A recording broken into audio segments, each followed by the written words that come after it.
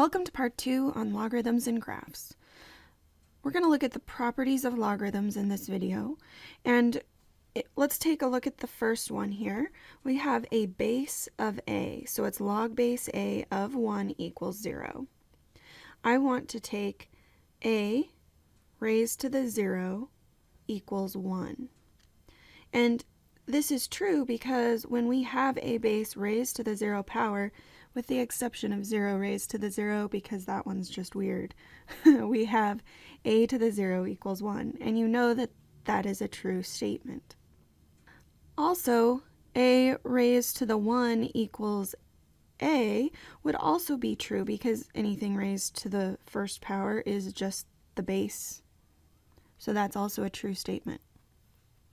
If we take a raised to the x equals a to the x, that would also be a true statement. And lastly, we have a raised to the log base a of x equals x. Now this one's a little bit strange looking, so you're going to have to bear with me for just a minute while I explain how this works. It's going to look a little messy at first. I'm going to impose a log base a on both sides of this equation. And by the rule of logarithms, which we haven't talked a lot about yet, but we will moving forward, you would get the ability to bring this log a of x to the front, because logarithms always behave one rule down in order of operations. So if you think of parentheses, exponents, multiplication, division, addition, subtraction, if you think of an exponent, that's right here, and the next step down is multiplication, division. So when I bring the exponent down front, it becomes a multiplication.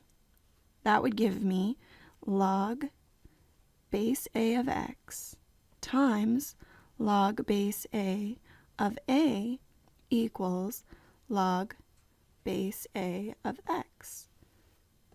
Now if you look at the rules that we've already talked about, if you have log base a of a, that just equals 1.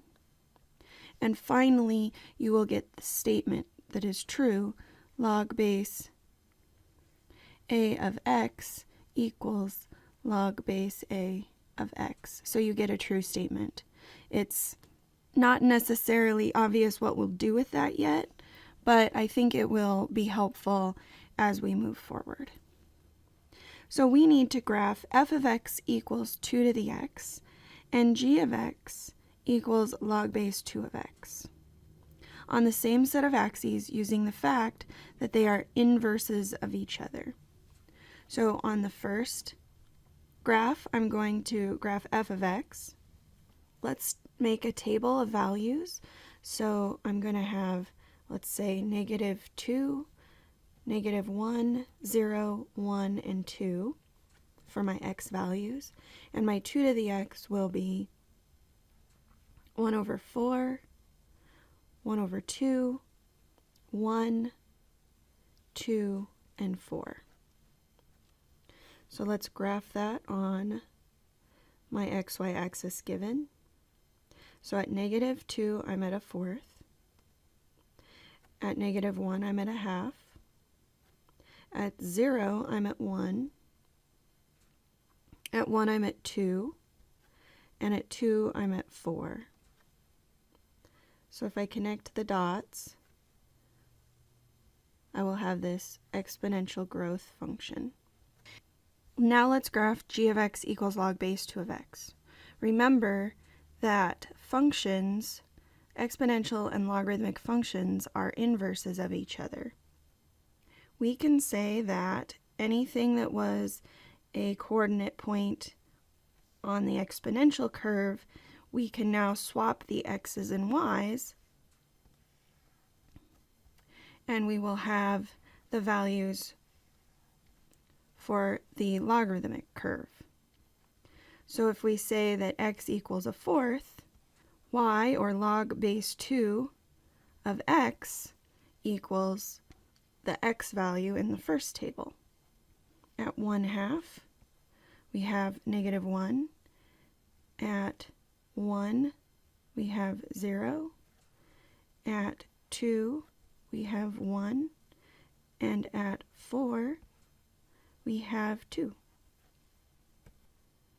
So I'm just going to swap these coordinate points. At 1/2, I'm going to go down to -2. At 1/4, I'm going to go down to -2. At 1/2, I'm going to go down to -1. At 1, I'm going to be at 0. At 2, I'm at 1. And at 4, I'm at 2. I can connect these points and it will appear to be an inverse.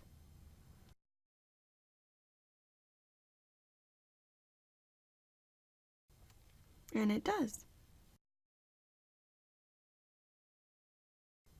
So now let's graph f of x equals 2 to the negative x, which is equal to 1/2 raised to the x, and its inverse function on the same set of axes.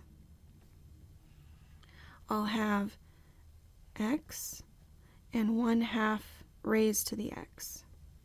This will give me, I'll put in -2, -1, 0, 1, and 2. That's just 5 nice values that we can find out their behavior. If I put -2 into 1/2 raised to the x, that will be 2 raised to the second, because it's flipping the fraction over and then multiplying it by itself 2 times, which is 4. -1 would be at 2 to the first. 0 would just be 1. 1 would be 1/2. And 2 would be 1/4. So let's go ahead and graph that. So at -2, I'm at 1, 2, 3, 4. At -1, I'm at 2. At 0, I'm at 1. At 1, I'm at 1/2. And at 2, I'm at 1/4. So if I connect the dots, I have this exponential decay function. So if your base is less than 1 and greater than 0, you have this decay function going on.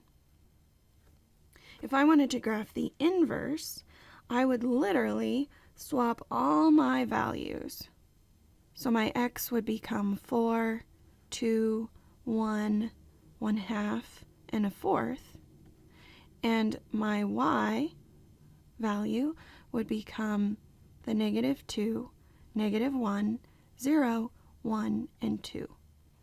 This would represent the inverse function.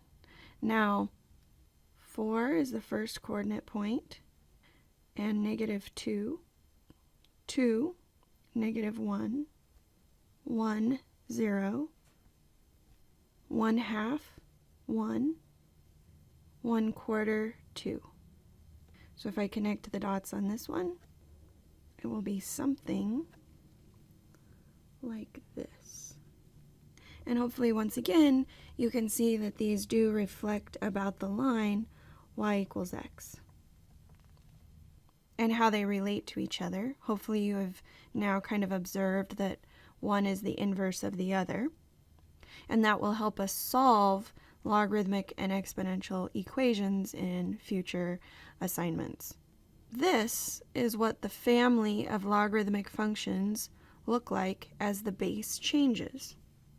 So the higher the base, the sharper the curve between 0 and 1, and the lower the increase over time. So if you look at y equals log base 10 of x, you can see it crosses the x-axis at 1, but it curves over to the right and increases very slowly compared to the bases that are smaller. So log base 7 of x increases a little faster. Log base 4 of x increases a little faster still. Log base 3 of x increases faster. And log base 2 of x increases quite quickly. By the time it's reached 6 in the x-coordinates, it's already almost at 3 in the y-coordinate.